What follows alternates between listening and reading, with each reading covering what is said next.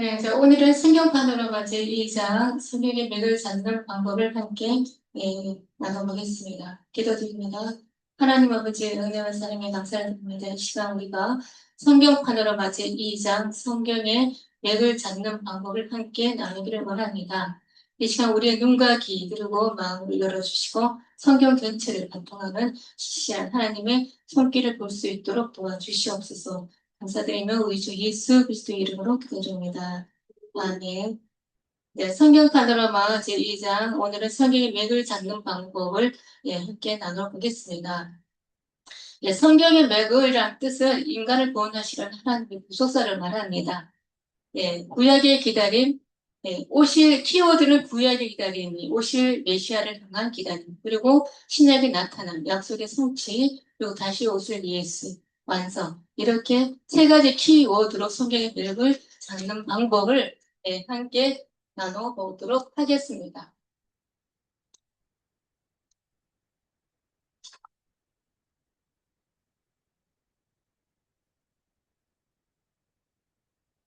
먼저 망원경으로 보는 성경 파노라마입니다. 망원경으로 성경을 전체를 바라보고 있죠. 네. 망원경으로 보는 성경 파노라마는 성경을 한 구절씩 이렇게 보는 그런 현미경식 읽기에서 벗어나서 성경 66권 전체를 한눈에 내려다보면서 구속사의 거대한 흐름의 숲을 파악하는 그런 방법이 되겠습니다. 자, 먼저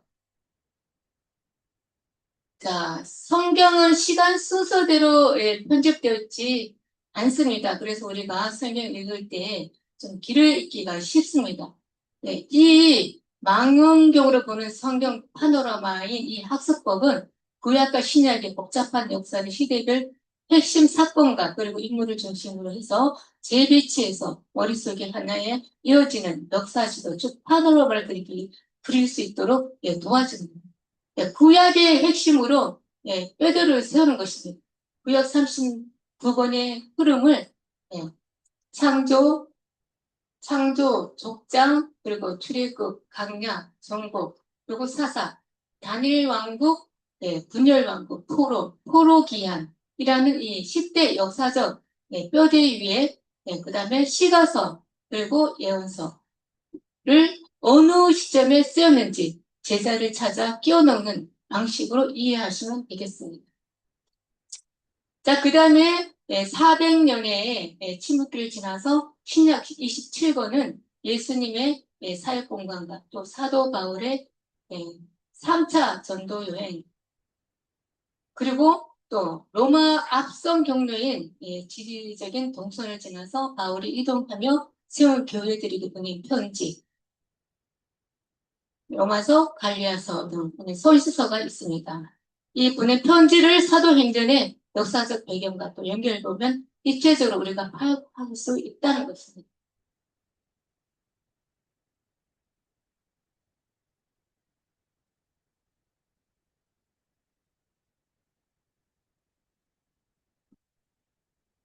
자, 그 다음에 제2장 8기둥으로 성경의 맥을 잡아라. 오늘은 이 성경의 8기둥을 가지고 성경의 맥을 잡는 방법을 함께 공부합니다.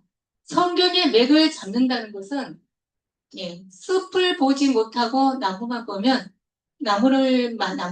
방법에서 벗어나서 성경 전체를 감독하는 하나님의 거대한 계획인 숲을 먼저 이해하고 그 안에서 각 구절인 나무의 의미를 올바르게 찾는 방법을 뜻합니다. 이것이 가능해지면 성경을 읽을 때 앞뒤 문맥이 뚫리게 되고 이해의 깊이나 그런 우리 성경을 보는 이런 방법이 완전히 달라집니다.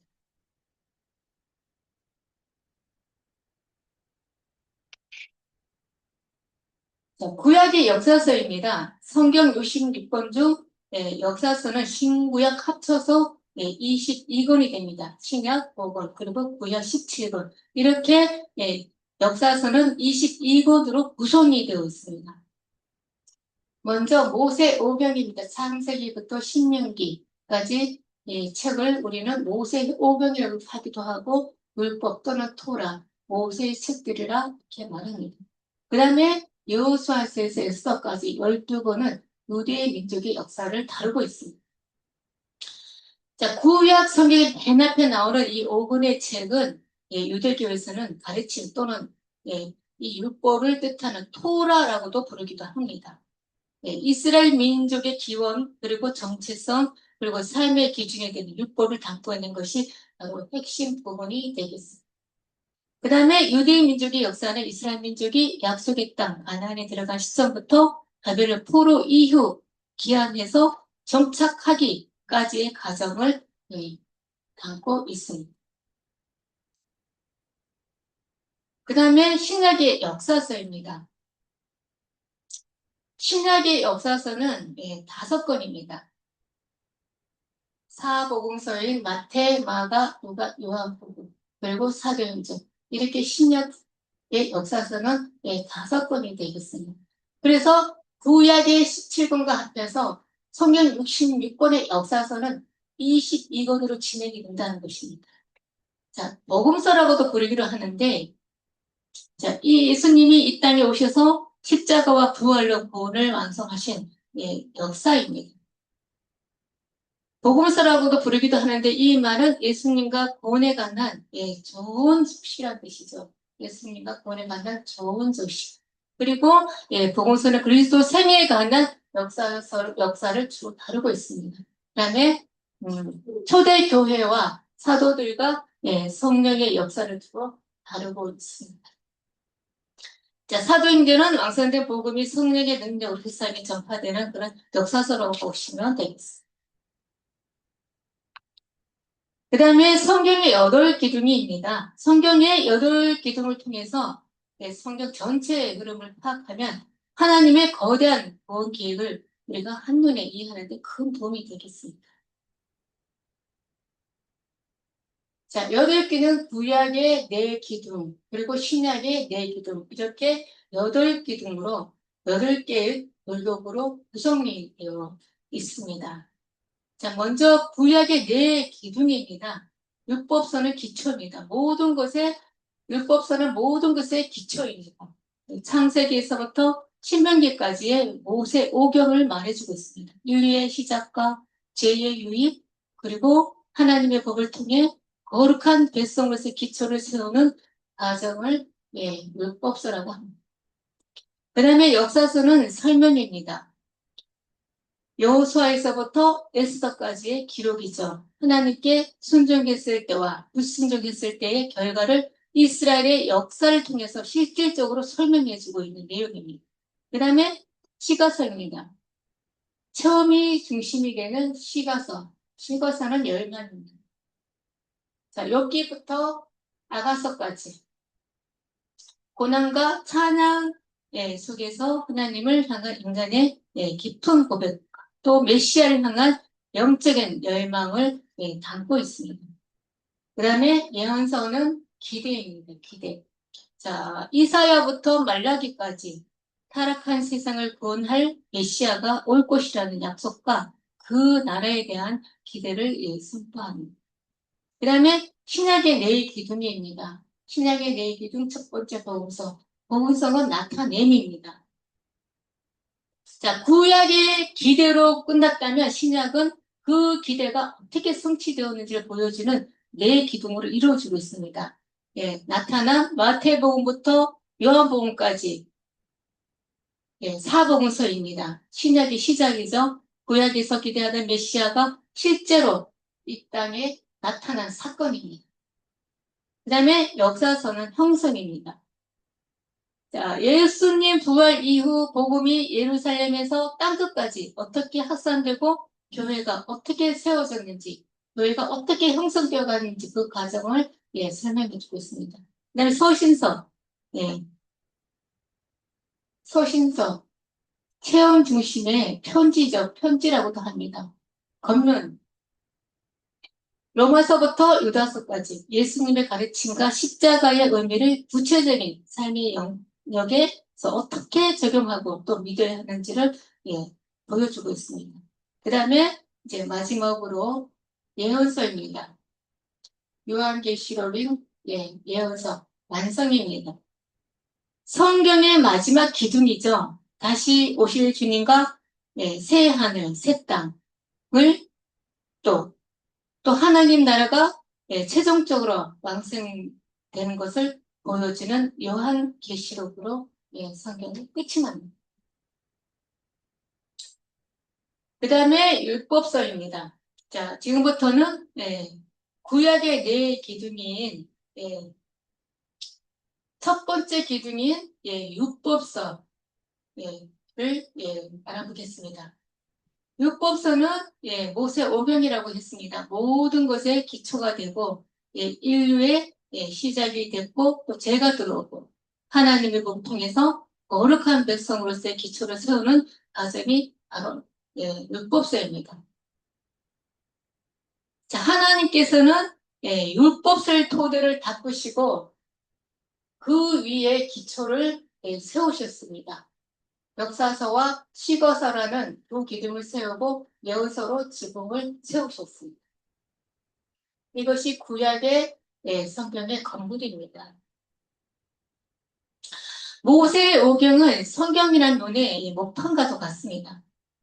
성경의 주요 주제가 구약의 처음 5권의 뿌리를 내리고 있기 때문이죠. 만약에 우리가 구약의 6번째 책인 여호수아서부터 성경을 읽기 시작한다면 하나님과 하나님에 대한 깨달음을 많이 놓치게 되겠죠. 그러나 창세기는 하나님을 제외한, 하나님은 시작도 끝도 없으시기 때문에 하나님을 제외한 모든 것들의 시작을 기록하고 있습니다. 해, 달, 별, 세상, 그리고 식물과 동물, 그리고 남자와 여자, 그리고 결혼, 출산, 문명, 구원 등 모든 것들이 창세기에서 비롯됩니다. 사탄이 부리는 것들 역시 창세기에서 비롯됩니다. 기만하고 더럽히고 불신하고 또 고통이 있고 살인, 그리고 거역, 성적인 타락 등이 다 사탄이 부린 것들이 행하고 있는 것들입니다. 그러나 창세기는 또 우주적인 갈등이 성과 악의 그런 세력 사이에서 누가 승리할 것인지에 대해서도 말해주고 있습니다. 요한계시록 보면 어떤 시각으로 보든지 하나님의 백성들이 결국은 승리한다. 이 한 가지가 분명히 기록되고 있습니다. 자, 하나님은 단순히 법을 강요하는 분이 아니라고 했죠.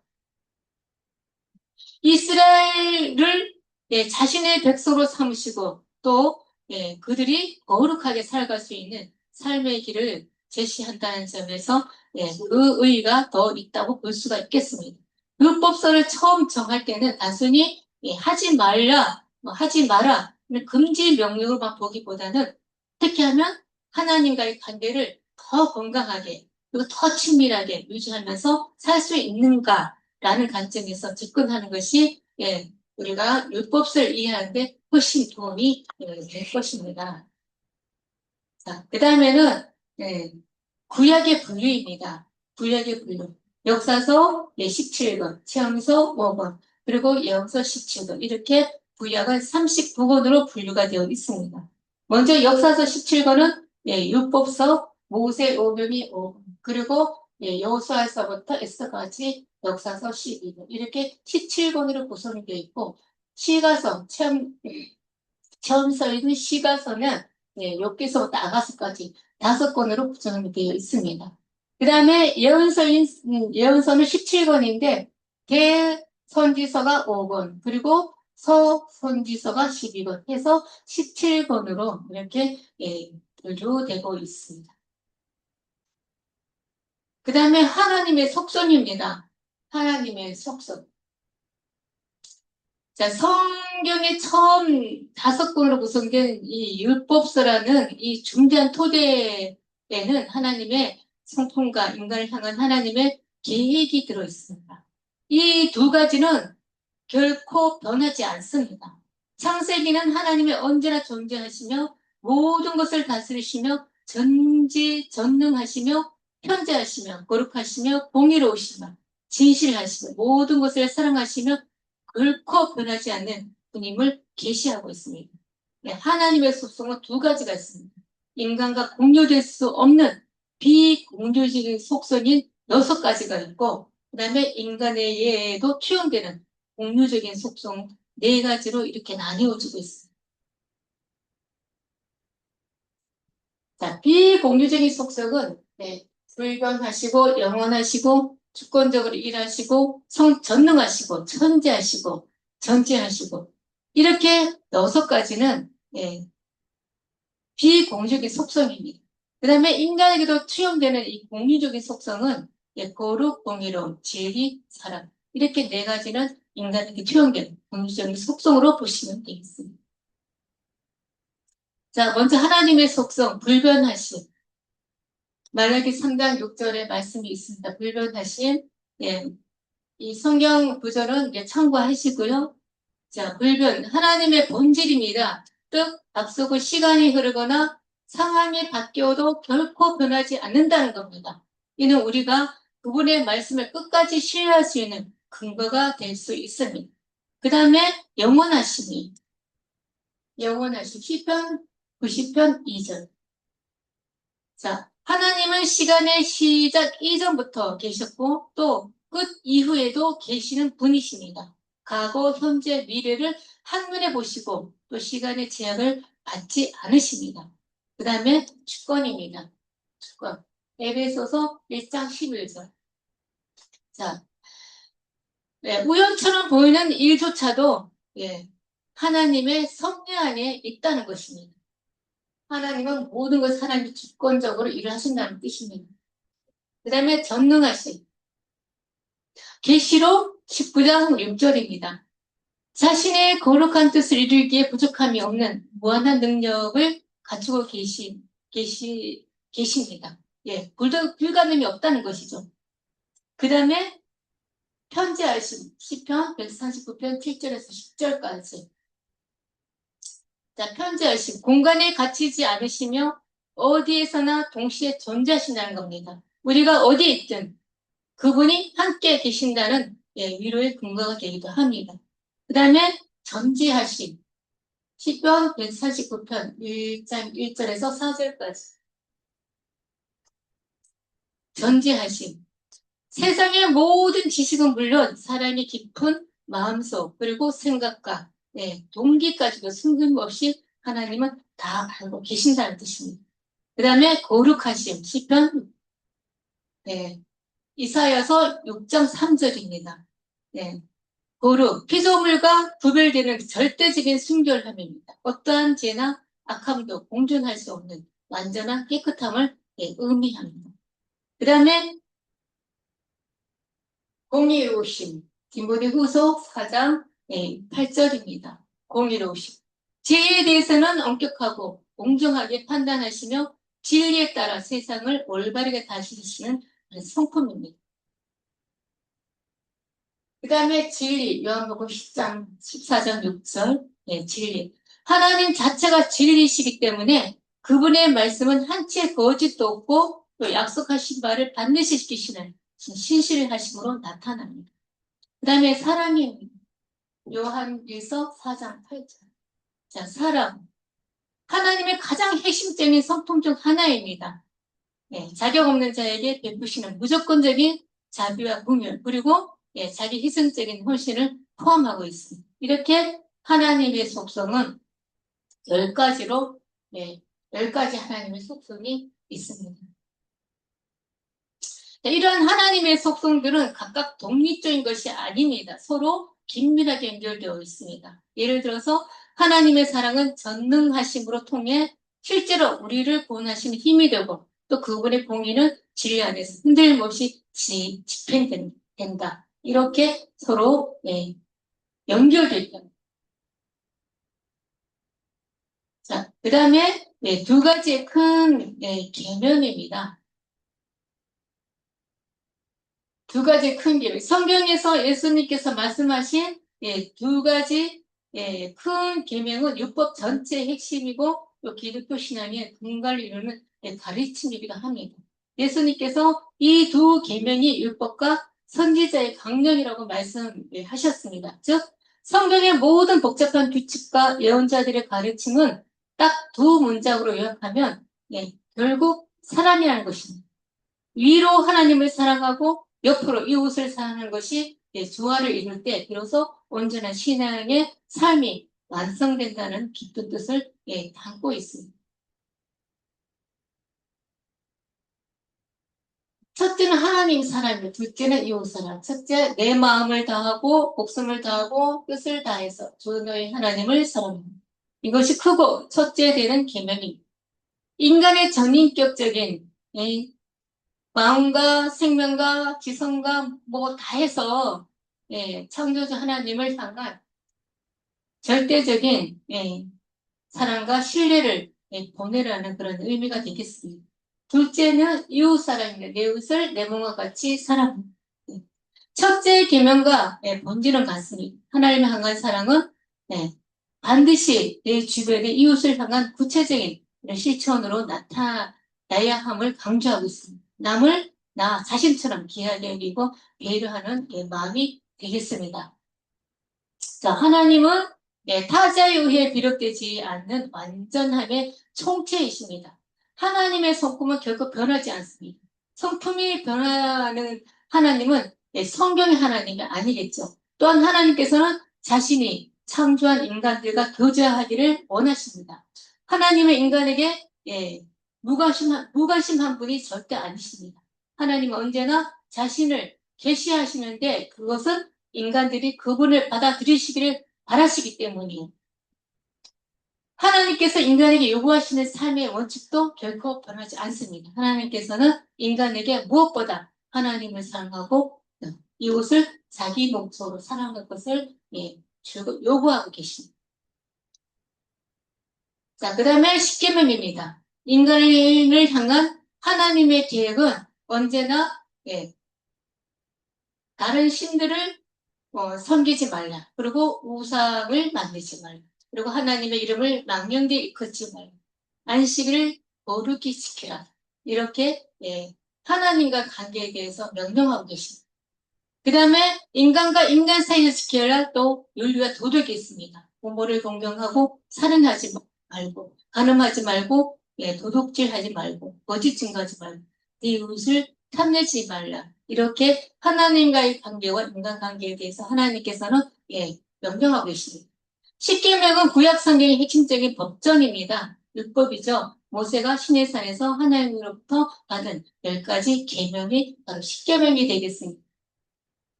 자, 신약 성경에서는 이 십계명을 하나님 사랑과 이웃 사랑이라는 이 두 가지 계명으로 요약해서 가르쳐주고 있습니다. 하나님의 명령이죠, 십계명은. 그러나 구원은 어느 시대든지 하나님의 은혜를 기초로 하고 있고 인간은 그것을 믿음으로 받았습니다.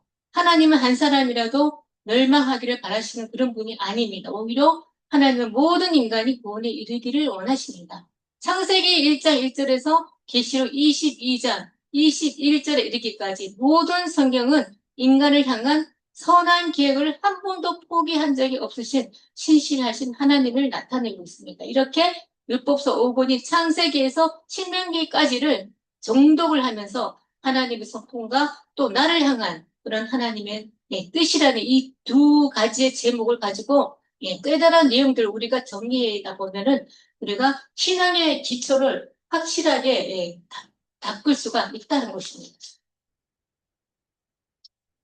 자, 그 다음에 이제 역사서입니다. 두 번째 기둥인, 구약의 두 번째 기둥인 역사서입니다. 역사서는 설명이라고 했죠?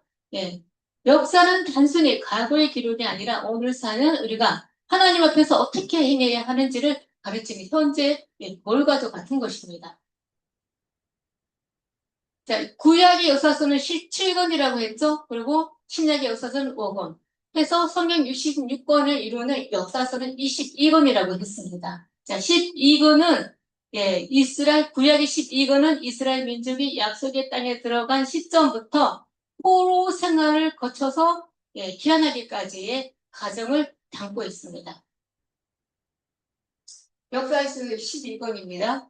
역사 12권은 이스라엘 민족이 약속의 땅에 들어간 시점부터 포로 생활을 거쳐서 귀환하기까지 과정을 담고 있다는 것이죠.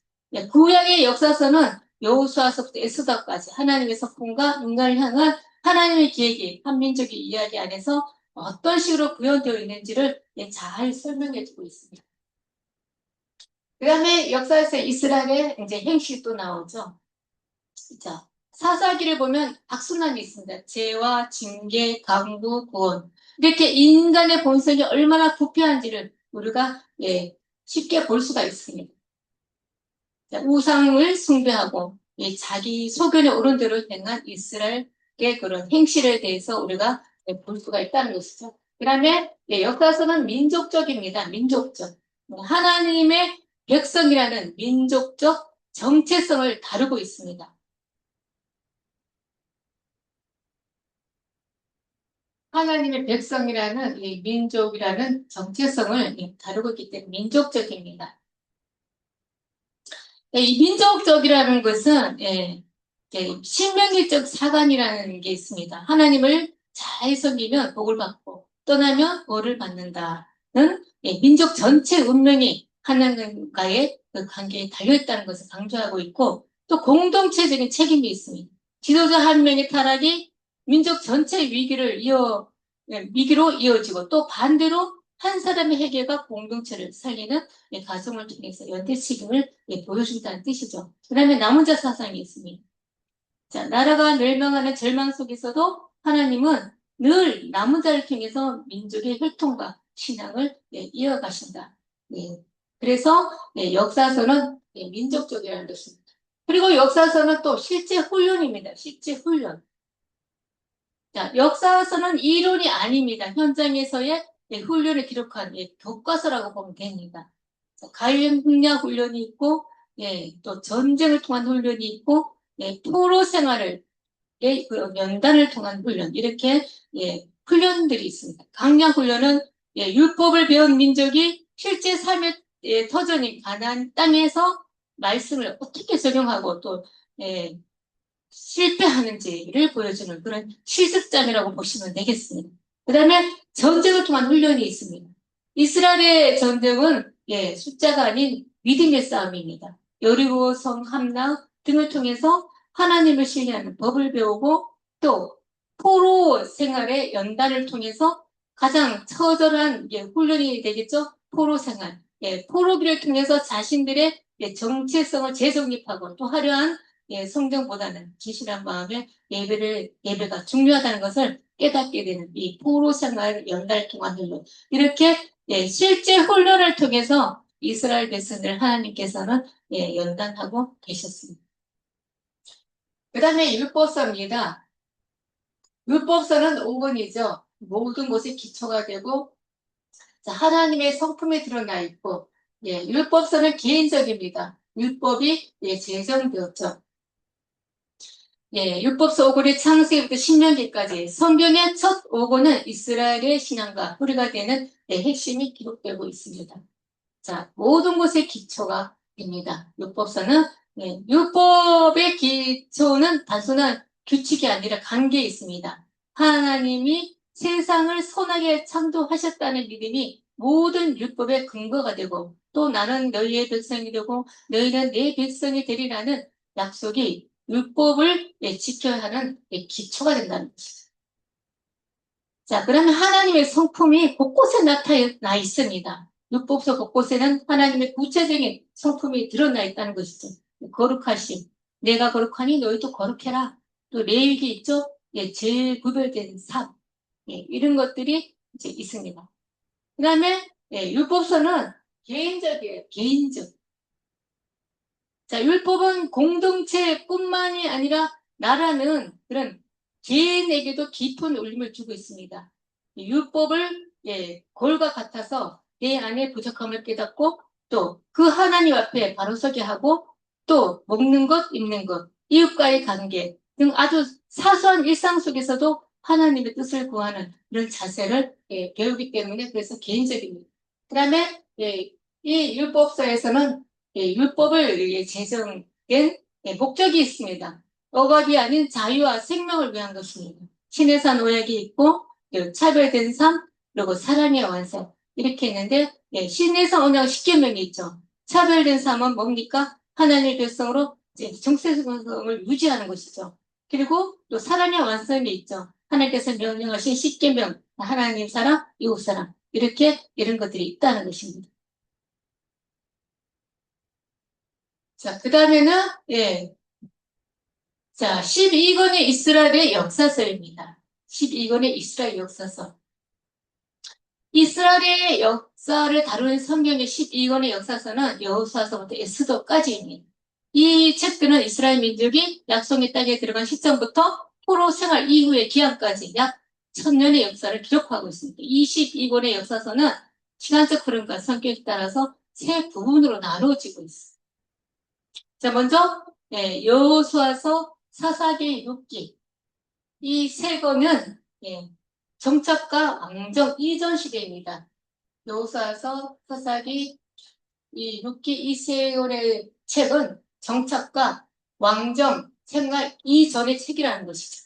그 다음에 사무엘상부터 열왕기상, 역대상 하는 왕정 시대입니다. 왕정 시대. 사무엘상하부터 역대상하까지 이 6권은 왕정시대. 그 다음에 에스라서, 느헤미야, 에스더서 이 세 권은 포로 기한 시대예요. 포로 기한 시대. 이 12권의 이스라엘 역사서는 단순히 각의 기록이 아니라고 그랬어요. 하나님과 맺은 언약을 지켰느냐라는 가정에서 이스라엘의 성공 또는 실패를 평가하고 있다는 것이 특징이 되겠습니다. 먼저 여호수아서, 사사기, 룻기 이 정착과 왕정 이전 시대라고 했습니다. 모세의 뒤를 이은 여호수아의 지도 아래서 가나안 땅을 정복하고 또 12지파에게 땅을 분배합니다.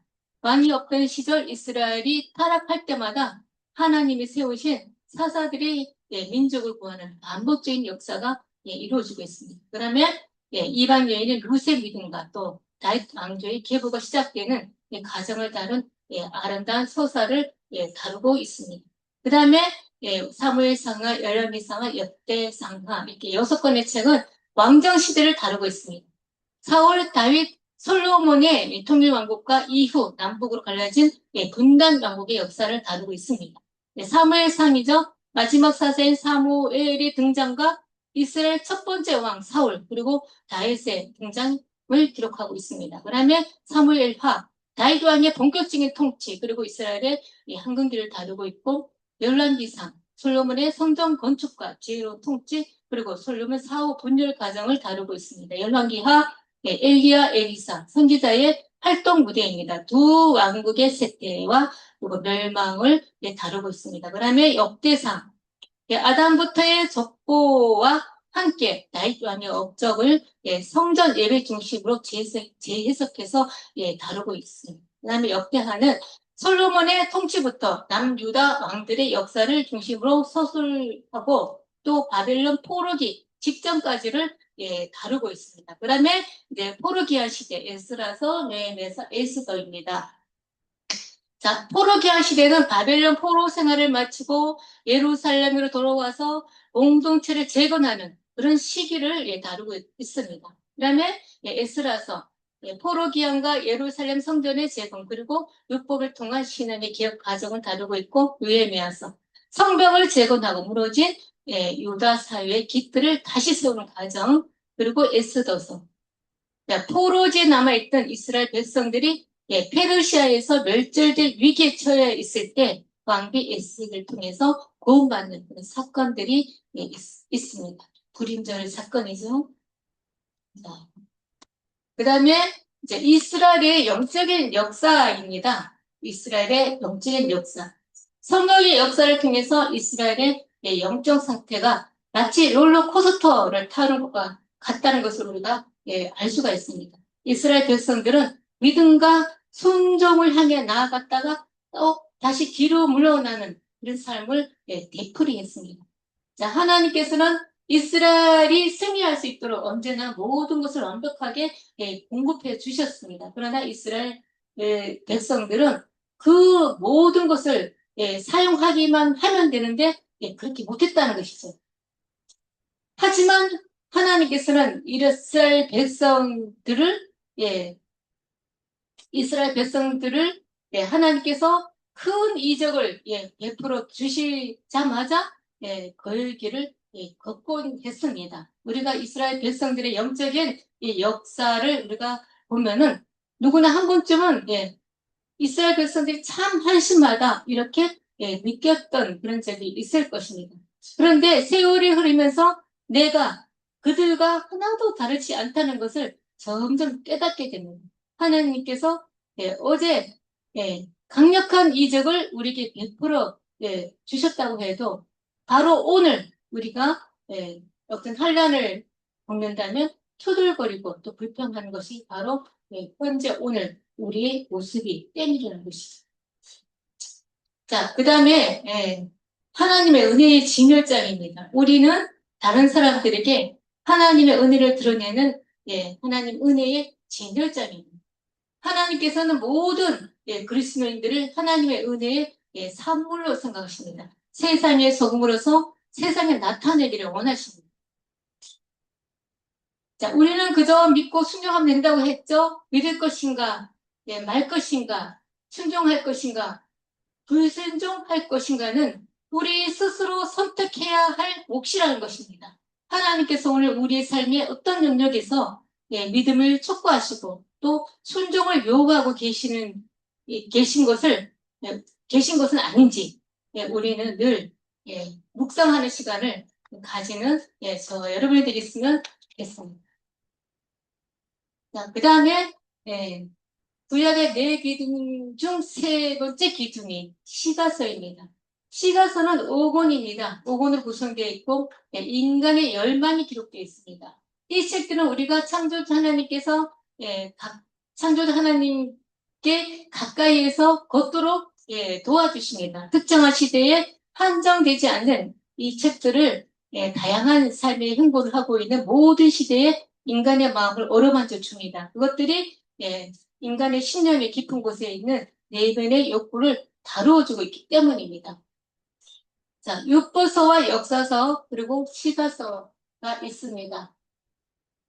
자, 율법서와 역사서는 유대 민족이라는 거대한 공동체와 그들의 역사적인 삶의 행실을 중심에 두고 있습니다. 율법서와 역사서는 마음의 위로에 끝나지 않고 그렇다면 이제 우리가 어떻게 살 것인가 라는 구체적인 행동과 삶의 태도를 요구하고 있습니다.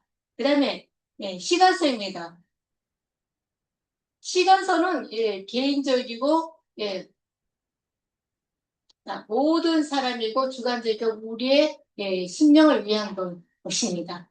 구약 성경의 시간서는 율법서나 역사서처럼 딱딱한 규칙이나 역사적 사실을 나열하는데 그치지 않습니다. 시가서는 극히 개인적이에요. 극히 개인적이면서도 동시에 극히 개인적이면서도 모든 사람이 공감할 수 있는 그런 주관적인 고백이자 궁극적으로 우리의 심령을 위한 말씀이라는 것이죠. 자, 시가서는 하나님이 인간의 연약함을 얼마나 깊이 이해하고 품어주시는지 보여주는 가장 따뜻한 하나님의 품과도 같은 것입니다. 오늘 마음을 울리는 시편 한 구절로 우리가 지친 그런 마음이 있다면 말씀으로 우리 마음을 보듬어 보면은 좋겠습니다. 자, 그 다음에 시가서 이제 5권이 있습니다. 이 5권의 책들이 적절하게 진행 과정에 따라서 성경이 배열되어 있습니다. 자, 우리는 고통이나 어쩔 수 없는 환경에 직면할 때 주권적으로 역사하시는 하나님을 바라봅니다. 또 하나님을 예배합니다. 하나님을 향한 예배와 경외심은 지혜의 시작이고 또 원천이 됩니다. 그리고 인생의 목적과 결혼 생활이라는 두 가지 주요 영역에서 우리는 이 지혜가 절대적으로 필요하다는 것입니다. 자, 고통, 욕기입니다. 왜 우리 삶에 고통이 있는가? 고통의 문제를 어떻게 다뤄야 하는가? 고통에 직면할 때 우리는 하나님을 바라봅니다. 시편, 예배입니다. 사악한 세상에서 하나님을 예배하려면 어떻게 해야 하는가? 예. 박해를 당할 때, 예, 믿음의 절기를 지키려면 어떻게 해야 하는가? 예. 하나님을 바라보고 예배를 드려야 그 다음에 지혜, 잠언서입니다. 네, 일상의 실제적인 문제들을 해결할 지혜를 어디에서 얻으십니까? 바로 네, 하나님의 말씀은 지혜의 시작이요 원천이 바로 하나님을 향한 예배와 경외입니다. 그 다음에 인생의 목적 그리고 결혼 생활에선 아가서 두 가지가 있습니다. 예, 진정한 가치를 지닌 삶은 어떤 삶인가? 하나님은 또 성을 어떻게 보는가?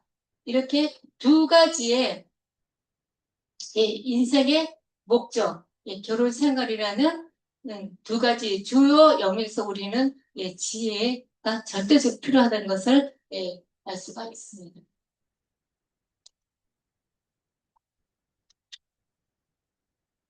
그 다음에는 구약의 네 기둥 중 마지막 예언서, 네 번째 기둥의 예언서입니다.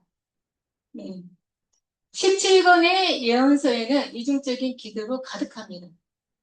하나님은 백성들을 향한 하나님의 기대와 하나님을 향한 하나님의 백성들의 기대가 바로 그것입니다. 구약의 선지자들은 장래의 하나님 나라에 대해서 예언한 것만큼이나 자기들이 살고 있는 세계의 실패에 대해서도 말해주고 있습니다. 자, 이스라엘의 선지자들 구약의 예언서 17권입니다. 역사서는 17권, 처음서는 5권이라고 했죠. 이제 이사야에서부터 말라기까지. 그리고 이제 예레미야는 포로 시대에 예레미야 일가서를 작성했죠. 그래서 17권입니다. 먼저 이사야서입니다. 이사야서. 자, 메시아의 탄생과 고난을 가장 구체적으로 예언을 했습니다. 그래서 제5복음서라고도 불리워지고 있습니다. 그 다음에 예레미야입니다. 유다의 멸망을 지켜보면서 눈물로 회개를 촉구한 눈물의 선지자입니다. 그 다음에 에스겔서 바벨론 포로기 중에 환상을 통해서 이스라엘 회복과 성전 재건을 예언했습니다. 그 다음에 다니엘서 바벨론 왕궁에서 활동했습니다. 제국의 흥망성쇠와 종말론적인 환상을 기록했습니다. 자, 그 다음에 호세아서입니다. 호세아서. 음란한 아내 고멜과의 관계를 통해서 이스라엘을 향한 하나님의 변함없는 그런 사랑을 보여주고 있습니다. 그 다음에 요엘서. 여호와의 날이 임할 심판의 상징을 보면서 이제 해결을 촉구했습니다. 자, 메뚜기 재앙이 있죠. 그 다음에 아모스입니다. 아모스. 사회정의와 공의를 강조했고, 오바댜, 에돔의 교만을 꾸짖고, 에돔 백성들의 멸망을 선포했습니다. 요나서 니느웨 성의 해결을 위해서 사역을 했습니다. 노부와 순종의 선지자입니다. 그 다음에 미가서, 메시아가 베들레헴에서 탄생한 것을 예언했습니다. 나훔, 요나 시대의 해결로 구원받았던 그 니느웨가 다시 잔인해졌습니다. 그래서 하나님의 공의로운 심판을 예언을 했습니다. 그 다음에 하박국, 하나님께 질문하고 답을 듣는 그런 대화의 형식입니다. 상황이 나빠도 여호와로 인해 즐거워한다는 그런 하박국의 노래가 있습니다. 그 다음에 스바냐, 남은 자들에게 회복의 기쁨을 선포했고, 그 다음 학개서, 성전 재건을 독려했습니다. 스가랴, 한상간 메시아의 소망에 대해서 언급을 했고, 말라기, 구약 성경의 마지막 선지자입니다. 예배의 회복과 메시아의 길을 예비할 자를 예언했습니다. 이렇게 선지자들의 공통점이 있습니다. 지금 당장 우리가 아무리 힘들더라도 결국 하나님께서는 우리를 회복시키신다라는 소망을 붙이고 있었다는 것입니다. 자, 그 다음에 자, 도표를 보면은 선지자들의 대응과 예언이 있습니다. 선지자들의 대응과 예언. 자, 선지자들의 선포는 대응과 예언이라는 양변을 모두 포함하고 있습니다. 자, 선지자들의 시대에 성취된 단기적인 예언들은 선지자들의 메시지가 하늘로부터 온 것이라는 것을 입증해주고 있습니다. 반면 선지자들의 시대에도 이루어지지 않는 그런 긴 장기적인 예언들은 하나님의 징계가 하나님의 싫어하심을 뜻하는 것을 아니라는 점을 또 보여주고 있습니다. 하나님의 징계는 언제나 자신의 백성들을 바로잡기 위한 것이었지 내치기 위한 것이 아니라는 것입니다. 시가서가 우리의 심령을 율법서와 역사서가 심령을 다루고 있다면 율법서와 역사서는 우리의 행실을 다루고 있습니다.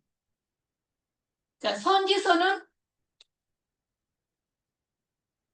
이스라엘이 무너뜨린 의로움을 다시 세우기 위해서 하나님께서 선지자를 통해서 이스라엘 백성들에게 외치신 대언과 예언의 말씀이라는 것이죠.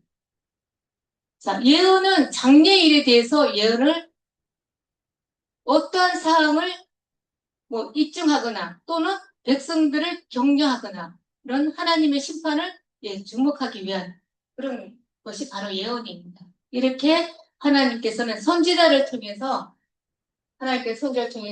이스라엘 백성들에게 외치신 것이 바로 예언과 예언이라는 것입니다. 자, 그 다음에는 구약과 신약의 구약의 예비와 이제 신약 사복음서의 나타남에 대해서 이제 도표가 있는데요. 자, 말라기 선지자는 오실 메시아에 대한 명백한 기대로 끝을 맺었습니다. 그 성경을 전체 전혀 모르는 그런 상태에서도 처음부터 읽는다고 해도 구약의 이야기가 말라기에서 끝나지 않았다는 것을 우리가 알 수가 있다는 것입니다. 왜냐하면 주인공이 아직 등장하지 않았기 때문에. 자, 구약에서는 하나님께서 약속하셨죠? 완전한 선지자, 완전한 제사장, 그리고 완전한 왕을 약속하셨지만 오시지 않았습니다. 그래서 구약 성경은 인류를 구원할 메시아가 올 것이라는 약속과 그 길을 닦는 과정으로 보시면 되겠습니다. 그리고 400년의 침묵기가 지나서 신약의 시대가 열립니다. 자, 말라기 선지자 이후에 400년 동안 침묵기, 신구약 중간기가 흐릅니다. 이 기간에는 선지자들이 출현하지 않았어요. 이스라엘 민족에게는 실로 어두운 시기가 아닐 수 없었습니다. 그러다가 세례 요한이 주인공의 오심을 선포하고 또 그토록 기다렸던 주인공이 실제로 등장하면서 신약은 시작됩니다.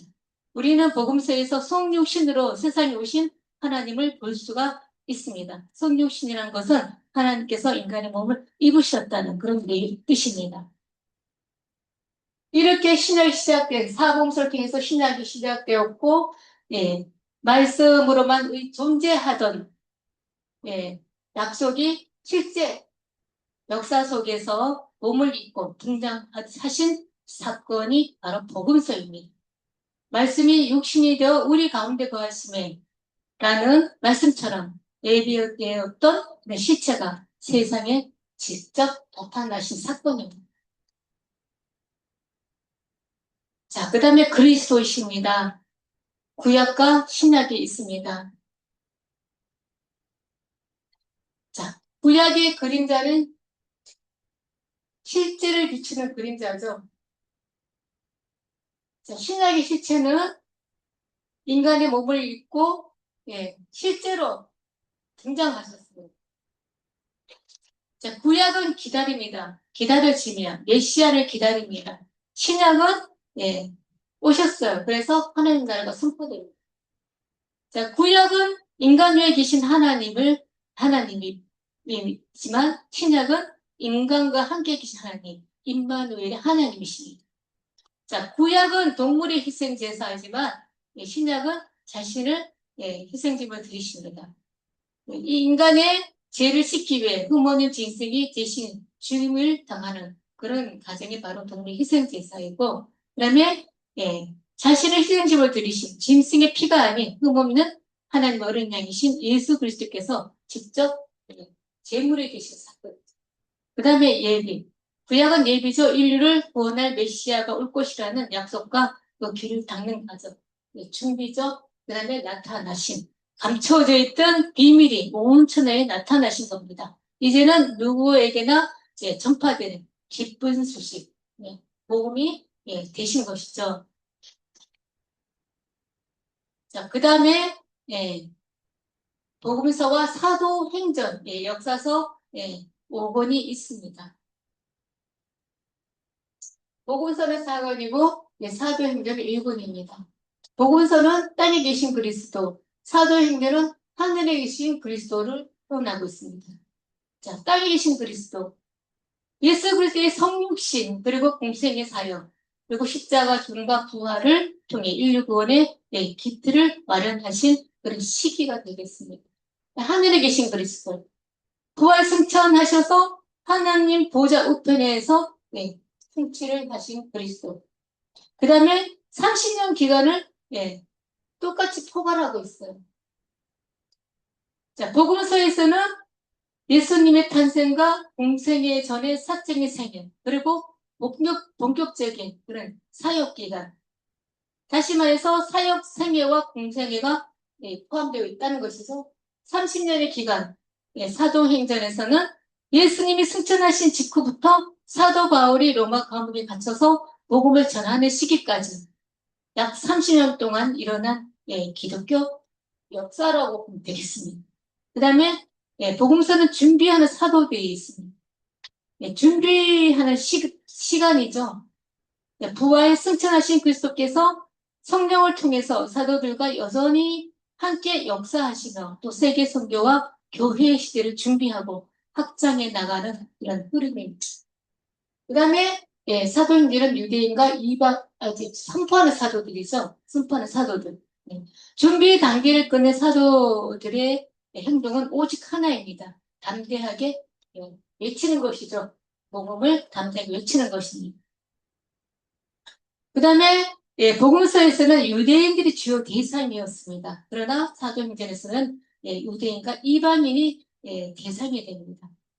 그리고 복음서에서는 그리스도 사도들이 이 행적이 있지만 사도행전은 성령과 사도들의 행적이 있습니다. 복음서는 구원이고 사도행전에서는 구원을 선포합니다. 자, 예수 그리스도를 믿음으로써 예수 그리스도께서 십자가와 부활을 완성하신 구원을 선포하였다면 사도행전은 구원이 단순히 개인의 어떤 내면적인 체험에 머물지 않고 선포를 통해서 세상을 변화시키고 또 새로운 교회의 공동체를 탄생시키는 이런 역동적인 과정. 다시 말해서 예루살렘과 온 유대에서 시작된 구원의 선포는 사마리아를 넘어 당시 땅 끝으로 여겼던 그런 로마인 이방 세계까지 거침없이 선포되었다는 것이죠.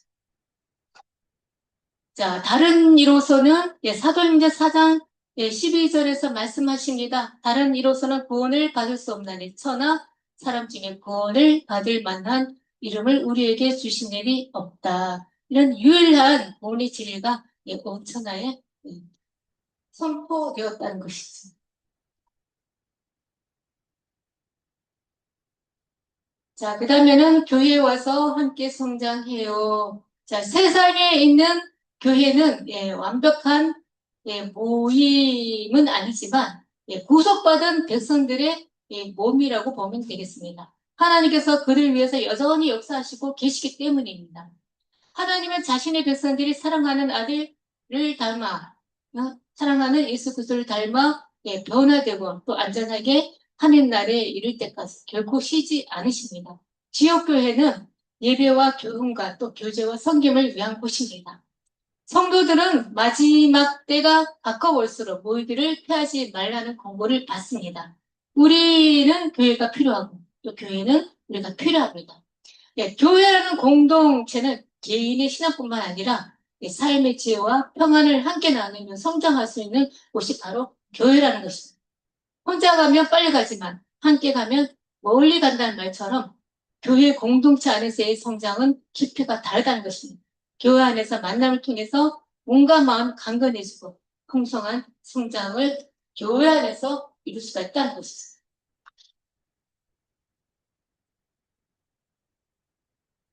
자, 그 다음에 신약의 네 기둥 중 두 번째인 서신서입니다.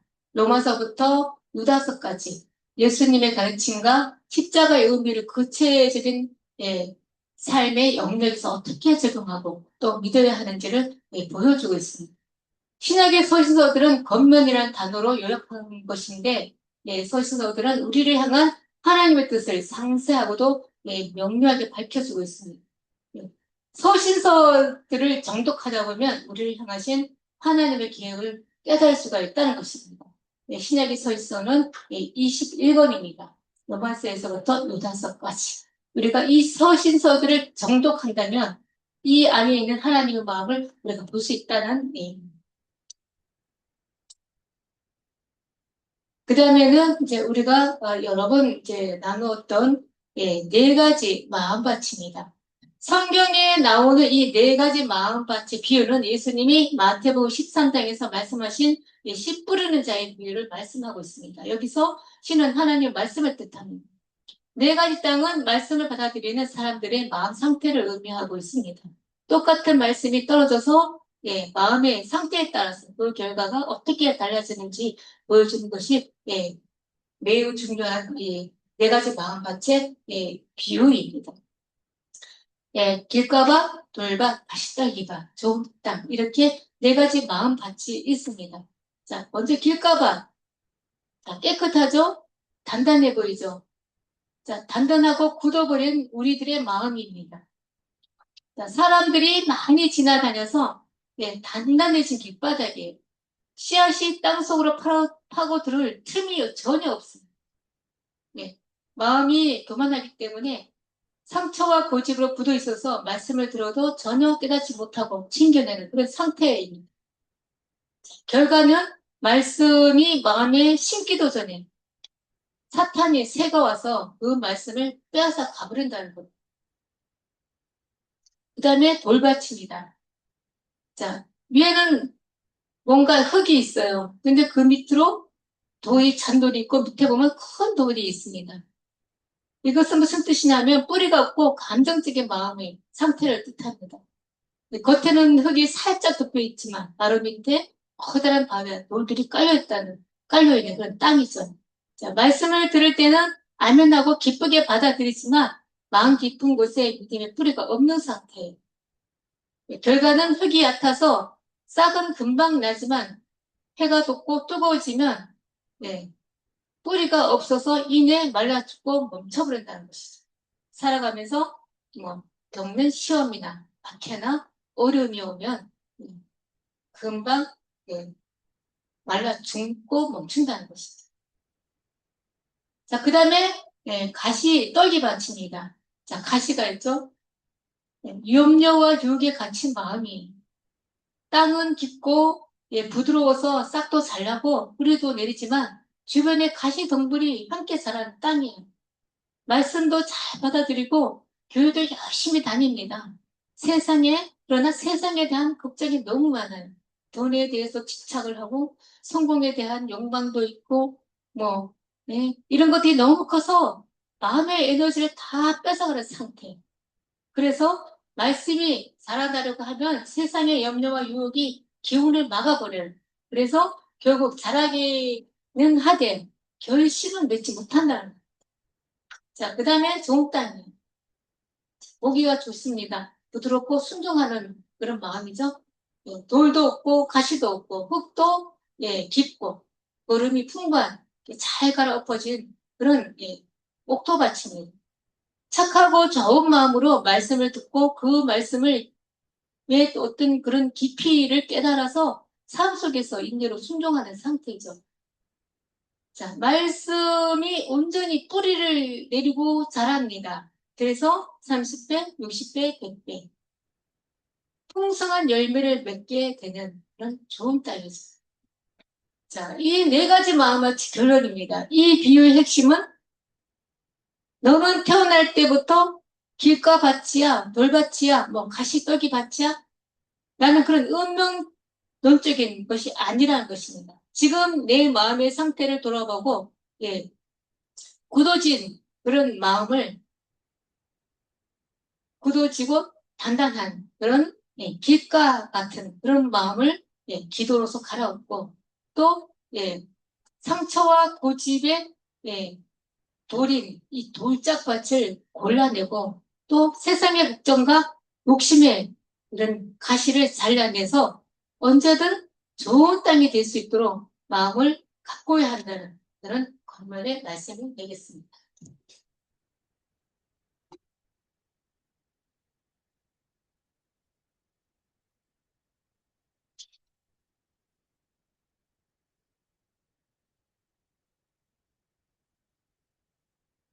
자, 그 다음에 신약의 세 번째 기둥, 서신서.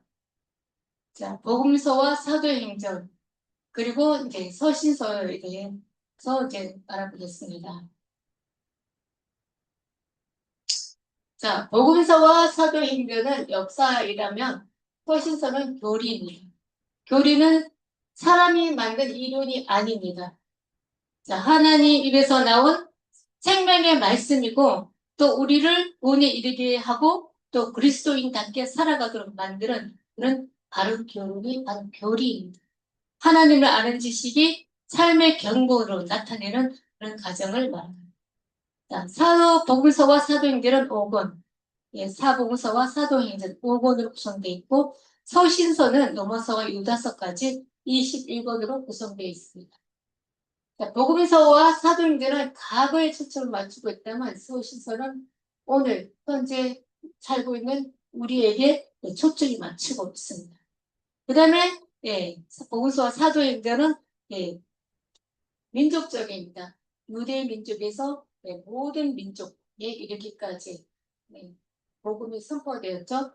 서신서는 지극히 개인적입니다. 신약 성경의 서신서 중에서 개인을 소신사로 하며, 또 과거의 역사나 먼 미래의 예언보다는 현재의 우리의 삶과 실천에 강력하게 초점을 맞추고 있다는 책이라는 것이죠. 그 중에서 빌레몬서가 가장 대표적입니다. 도망친 노예 오네시모를 용서하고 또 그리스도 안에서 사랑받는 형제로 받아달라는 바울의 개인적인 부탁을 담고 있죠. 그 다음에 현재 교회 질서를 또 다루고 있는 디모데전서 같은 경우도 개인적입니다. 그 다음에 세상 속에서 바른 삶을 살기 위한 그런 서신서는 디도서죠. 가장 가깝고 현실을 다루는 그런 개인적인 그런 편지들이 바로 디도서가 좀 있습니다. 이래서 서신서는 각각 개인을 순서로 하기 때문에 과거의 역사나 먼 미래의 예언보다는 현재 오늘 우리가 살고 있는 삶과 실천에 강력하게 초점을 맞추고 있다고 보시면 되겠습니다. 그 다음에 신약의 네 기둥인 예언서입니다. 예언서. 예언서는 완성이라고 했죠. 자, 요한계시록은 1장에서 3장까지는 뒤섞인 소식이 있습니다. 일곱 교회, 그리고 책망과 칭찬 해서 뒤섞여 있는 소식이 있고, 4장부터 19장까지는 나쁜 소식이 있어요. 자, 환란, 일곱 나팔, 일곱 계승, 그리고 20장부터 22장까지는 좋은 소식이 있습니다. 하나님 나라 여기까지 새로운 것들에 대해서 기록하고 있습니다. 자, 요한계시록의 서긴 1장에서 3장은 사도 요한이 밤모섬에서 환상 중에 보인 예수 그리스도의 모습과 또 당시 소아시아에 있던 7 교회에 보내는 구체적인 편지 내용을 담고 있습니다. 자, 각 교회는 당시의 실제 상황뿐만 아니라 오늘날 모든 공동체가 가질 수 있는 영적 상태를 상징한다 합니다. 요한계시록 1장에서 3장은 단순히 과거의 기록이 아니라 우리 스스로 돌아보게 하는 영적 골과도 같은 것입니다.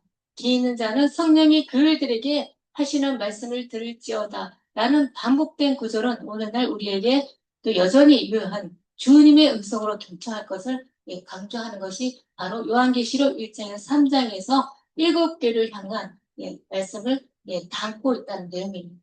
그 다음에 4장부터 19장까지는 종말에 일어날 하나님의 심판과 경고를 상징하는 대표적 세 가지 대제안이 있습니다.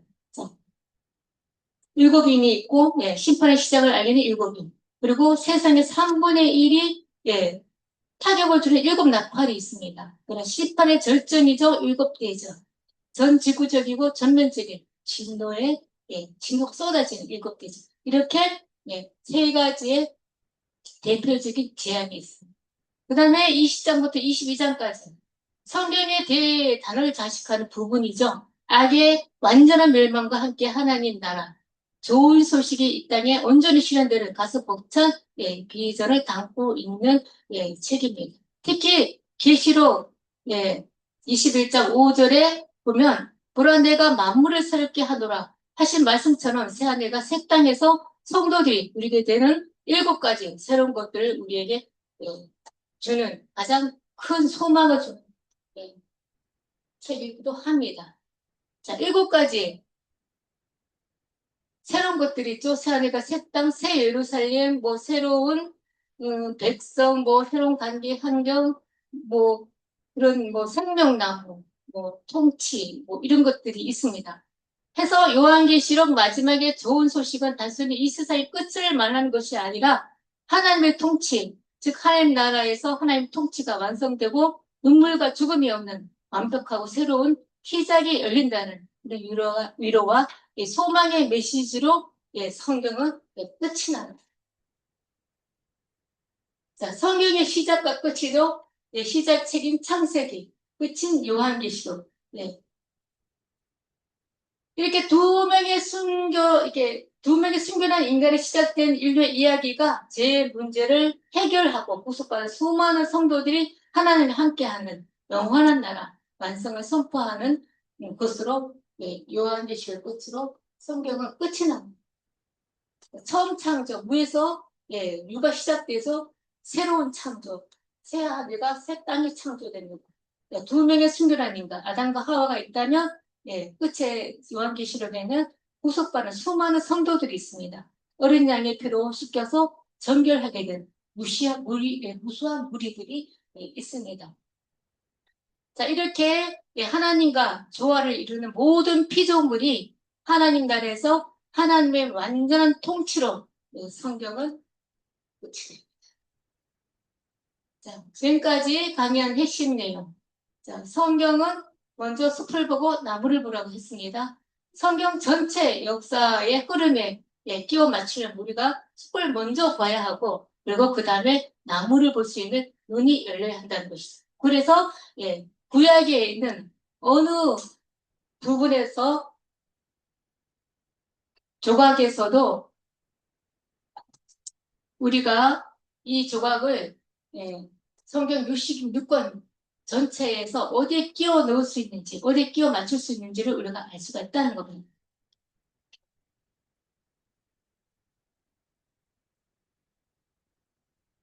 그 다음에 이 장에서 우리가 알아야 될 것은 성경의 이제 8기둥입니다. 성경의 8기둥. 성경의 8기둥을 통해서 성경 전체의 흐름을 파악하고 또 하나님의 거대한 구원 계획을 하느니 우리가 이해할 수가 있다는 것이죠. 자, 구약에도 율법서, 역사서, 시가서, 예언서 4기둥이고 신약도 4기둥, 복음서, 역사서, 서신서, 예언서 이렇게 신구약의 8개의 골격으로 이루어지고 있습니다. 자, 율법서는 기초라고 했습니다. 율법을 통해서 하나님의 백성으로 해서 기초를 세우고, 그 다음에 역사서는 설명, 실질적인 이스라엘 백성들을 설명해주고, 역사를 설명해주고 있고, 시가서는 열망, 메시아를 향한 열망, 그리고 예언서, 기대, 메시아가 올 것이라는 약속과 하나님에 대한 기대, 그리고 사복음서, 신약에 4기둥의 사복음서가 있습니다. 사복음서는 나타남이죠. 메시아가 실제로 이 땅에 성육신에서 오신 사건을 나타내고 있죠. 역사서는 형성입니다. 부활 이후 예루살렘에서 땅끝까지 복음이 확산되고 교회가 세워지는 그런 과정을 설명해 주고 있습니다. 서신서는 로마에서부터 유다서까지 예수님의 가르침 그리고 십자가의 의미 즉 삶의 영역에 어떻게 적용하고 믿어야 하는지를 건면해 주고 있습니다. 그 다음에 예언서는 완성입니다. 성경의 마지막 기둥이 다시 오실 주님과 또 새하늘 새 땅 그리고 하나님 나라 최종적으로 완성될 것을 보여주고 있습니다.